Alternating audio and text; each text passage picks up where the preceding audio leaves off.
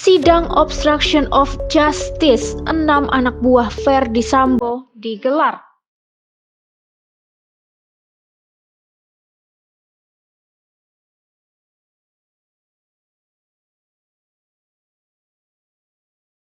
Banyak caleg was-was menunggu putusan MK tentang sistem pemilu 2024 mendatang.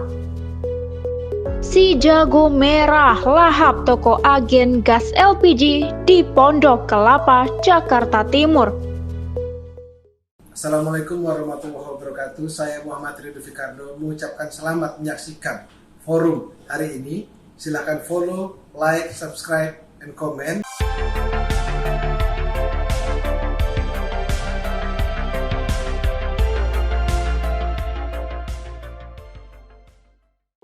Halo Sobat Forum Keadilan, bersama saya Puspita Chandra Dewi. Inilah forum hari ini. Sidang obstruction of justice 6 anak buah Verdi Sambo digelar pada Jumat 27 Januari 2023. Keenam anak buah Sambo itu terbukti bersalah melakukan tindakan yang membuat terhalangnya penyidikan kasus pembunuhan Brigadir J. Sidang kasus obstruction of justice atau perintangan penyidikan pembunuhan berencana terhadap Brigadir J digelar pada Jumat 27 Januari 2023 di Pengadilan Negeri Jakarta Selatan. Jaksa penuntut umum menuntut 6 terdakwa anak buah Verdi Sambo yang semuanya terbukti bersalah melakukan tindakan yang membuat terhalangnya penyidikan kasus pembunuhan Brigadir J. 6 terdakwa tersebut yakni Cuk Putranto, Arif Rahman Arifin, Agus Nurpatria, Baikuni Wibowo, Hendra Kurniawan, dan Irfan Widianto. Mereka dinilai terbukti bersalah melanggar pasal 49 Junto pasal 33 Undang-Undang Nomor 19 Tahun 2016 tentang perubahan atas Undang-Undang Nomor 11 Tahun 2008 tentang informasi dan transaksi elektronik Junto pasal 55 ayat ke-1 ke-1 KUHP. Arif Rahman Arifin dan Irfan Widianto dituntut 1 tahun penjara, denda 10 juta rupiah, subsidiar 3 bulan kurungan. Cuk Putranto dan Baikuni Wibowo dituntut 2 tahun penjara dan denda 10 juta subsidiar 3 bulan kurungan. Agus Nurpatria dan Hendra Kurniawan dituntut 3 tahun penjara dan denda 20 juta subsidiar 3 bulan kurungan. Kebakaran hebat kembali terjadi di Jakarta. Kali ini, si jago merah melahap habis toko agen gas LPG di Pondok Kelapa, Jakarta Timur. Kebakaran hebat terjadi di sebuah toko agen tabung gas LPG di Jalan Haji Naman, Pondok Kelapa, Durensawit, Jakarta Timur pada Jumat 27 Januari 2023 sekitar pukul 7 waktu Indonesia Barat. Tim Forum Keadilan menerima video situasi di sekitar tempat kejadian yang sempat terekam kamera warga. Dilansir dari akun Instagram @humasjackfire, kebakaran diduga dipicu oleh kebocoran tabung gas. Petugas pemadam kebakaran sektor Durensawit mengerahkan unit mobil pemadam dan personelnya untuk memadamkan api pada pukul 7.32 waktu Indonesia Barat. Karena api yang semakin membesar, unit mobil pemadam dan personel tambahan harus dikerahkan menuju tempat kejadian. Secara keseluruhan, sebanyak 14 unit mobil pemadam dan 65 personel dikerahkan untuk dapat memadamkan api. Api berhasil dijinakkan sekitar pukul 7.45 waktu Indonesia Barat dan proses pendinginan dilakukan di area tempat kejadian agar tidak ada titik api maupun asap yang tersisa. Proses pemadaman api dinyatakan selesai pukul 8.52 waktu Indonesia Barat. Banyak caleg yang menunda kampanye mereka. Penundaan ini lantaran mereka masih menunggu kepastian MK tentang putusan sistem pemilu 2024 mendatang. Gugatan uji material Undang-Undang Pemilu soal sistem proporsional terbuka menimbulkan suasana ketidakpastian di kalangan calon legislator atau caleg. Banyak caleg yang menunda kegiatan kampanye sebelum ada ketuk palu dari Mahkamah Konstitusi. Hal ini diungkapkan konsultan politik Puspol Indonesia R. Mustaqim pada Forum Keadilan. Ia mengatakan berdasarkan pengalaman pileg sebelumnya, 1 tahun menuju pemilihan, geliat sosialisasi para caleg umumnya sudah marak. 1 tahun dianggap waktu yang ideal untuk meluncurkan program menggait hati pemilih. Namun kali ini banyak caleg yang menahan diri. R. Mustaqim mengungkapkan berbagai pengakuan caleg yang ia dapat, bahwa banyak caleg yang menunda menggunakan jasa konsultan politik, baik itu survei maupun pendampingan kampanye, karena masih menunggu kepastian dari Mahkamah Konstitusi. Sekalipun dukungan sistem proporsional terbuka telah dideklarasikan oleh semua partai di parlemen kecuali PDIP, bukan berarti bisa membuat para caleg tidur nyenyak. Sebab yang menggugat ini adalah pihak dari PDIP yang dekat dengan jantung kekuasaan. Karena penggugatnya PDIP, banyak caleg yang tak berani berspekulasi. Uji material ini sudah memasuki masa persidangan.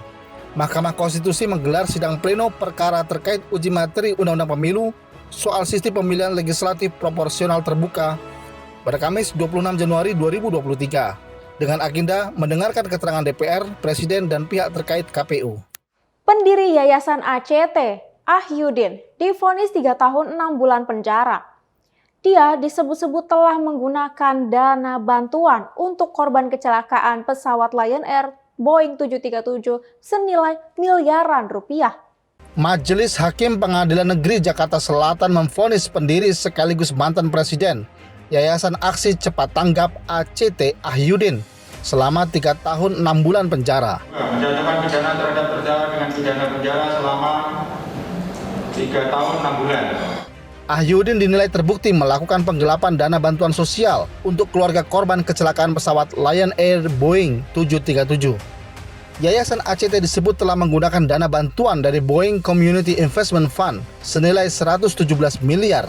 Tapi bantuan itu hanya disalurkan sebesar 20,5 miliar oleh Yayasan ACT. Sementara itu, dana ratusan miliar telah digunakan oleh para terdakwa tidak sesuai dengan implementasi yang telah disepakati bersama Boeing. Padahal, dana ratusan miliar itu diberikan Boeing untuk kepentingan pembangunan fasilitas sosial, sebagaimana yang ditentukan dalam protokol BCIF. Demi pembangunan, Mendagri minta aparat tak selidiki kepala daerah. Mengapa demikian? Menteri Dalam Negeri Jenderal Purnawirawan Tito Karnavian membuat pernyataan yang mengundang decak bingung. Ia meminta agar aparat penegak hukum tidak menyelidiki atau memanggil kepala daerah. Tito khawatir para kepala daerah jadi takut dengan kehadiran aparat penegak hukum karena diselidiki dan dipanggil. Apabila kepala daerah diselidiki, maka mereka jadi tidak berani dalam mengeksekusi suatu program. Maka dari itu, Tito memohon kepada Kapolri hingga Jaksa Agung untuk cukup memberi pendampingan saja kepada kepala daerah. Tito menyampaikan pesan dari Presiden Joko Widodo, di mana penegakan hukum adalah upaya terakhir. Peneliti Indonesian Corruption Watch, Kurnia Ramadan, menilai janggal ucapan Mendagri itu. Ia mengatakan pola pikir Tito Karnavian lah yang perlu dan penting untuk diluruskan, karena justru bisa menghambat pembangunan di dalam negeri. Direktur Pusat Studi Konstitusi Universitas Andalas Ferry Amsari menilai ucapan Tito tersebut tidak etis diucapkan seorang pejabat. Sebab kata dia, hal itu bisa menyebabkan meningkatnya sikap permisif terhadap pejabat yang melakukan korupsi. Kesannya, lanjut Ferry, seperti tidak memahami esensi dan semangat anti korupsi. Atau memang ia ingin melegalkan perilaku koruptif. Kereta api Sancaka jurusan Yogyakarta-Surabaya tabrak sebuah truk towil. Tabrakan ini terjadi di salah satu perlintasan kereta api tanpa palang pintu di Mojokerto, Jawa Timur. Sebuah truk towing bermuatan mobil baru ditabrak kereta api Sancaka jurusan Yogyakarta-Surabaya. Peristiwa ini terjadi di jalur perlintasan kereta api tanpa palang pintu di Dusun Damarsi, Desa Kepuh Anyar, Kecamatan Mojoanyar, Kabupaten Mojokerto, Jawa Timur pada Kamis 26 Januari 2023 sekitar pukul 20.45 waktu Indonesia Barat. Saat truk bermuatan 6 mobil baru tersebut menyeberang di perlintasan Damarsi, bagian belakang truk tersangkut di rel kereta dan membuatnya tidak bisa bergerak. Kasat Lantas Polres Mojokerto AKP Bayu Agustian pada Jumat 27 Januari dini hari mengungkapkan kereta api Sancaka yang akan melewati rel tersebut sempat melakukan pengereman sehingga tabrakan yang terjadi tidak terlalu keras. Tidak ada korban jiwa dan luka-luka dalam insiden ini. Namun, lokomotif kereta api Sancaka tersebut mengalami kerusakan dan diganti dengan lokomotif dari depo lokomotif Sidotomo. Selain itu, sempat terjadi keterlambatan perjalanan kereta api karena posisi truk yang melintang di perlintasan. Namun, proses evakuasi truk tersebut berhasil dilakukan dan jalur kereta api dapat dilewati kembali sekitar pukul 22.50 waktu Indonesia Barat. 16.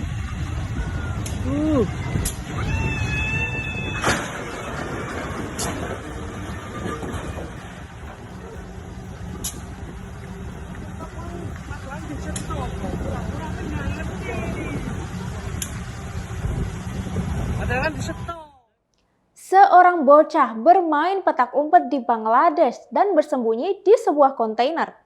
Namun tanpa disangka, ketika keluar dari kontainer, dia malah berada di Malaysia. Bagaimana bisa? Petugas pelabuhan Klang Malaysia dikejutkan dengan temuan seorang bocah laki-laki di dalam salah satu peti kemas yang dibawa kapal niaga. Bocah tersebut bernama Fahim, berusia 15 tahun yang berasal dari Bangladesh. Cerita berawal ketika Fahim bersembunyi di dalam salah satu kontainer ketika sedang bermain petak umpet dengan teman-temannya di Chittagong, Bangladesh. Namun ternyata ketika bersembunyi di kontainer, dia terkunci dan terbawa kapal niaga berlayar ke Malaysia. Kapal berlayar pada 11 Januari 2023 dari pelabuhan Chittagong menuju pelabuhan Klang Malaysia. Kapal yang membawa Fahim sampai di pelabuhan Klang Malaysia pada 17 Januari. Saat keluar dari dalam kontainer, Fahim dalam kondisi kurus karena tidak makan selama 6 hari. Fahim juga terlihat kebingungan karena tidak tahu dirinya ada di mana dan tidak mengerti bahasa Melayu. Pihak kepolisian setempat mengira Fahim adalah korban perdagangan manusia.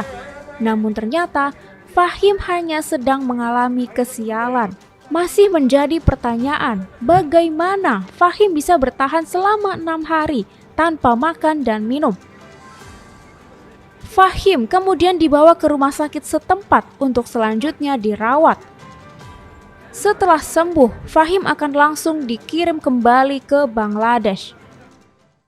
Penyanyi berkebangsaan Kanada Justin Bieber menjual seluruh katalog musiknya. Katalog tersebut bernilai fantastis, yakni berkisar 3 triliun rupiah. Justin Bieber menjual seluruh hak cipta katalog musiknya seharga 200 juta dolar Amerika atau setara 3 triliun rupiah.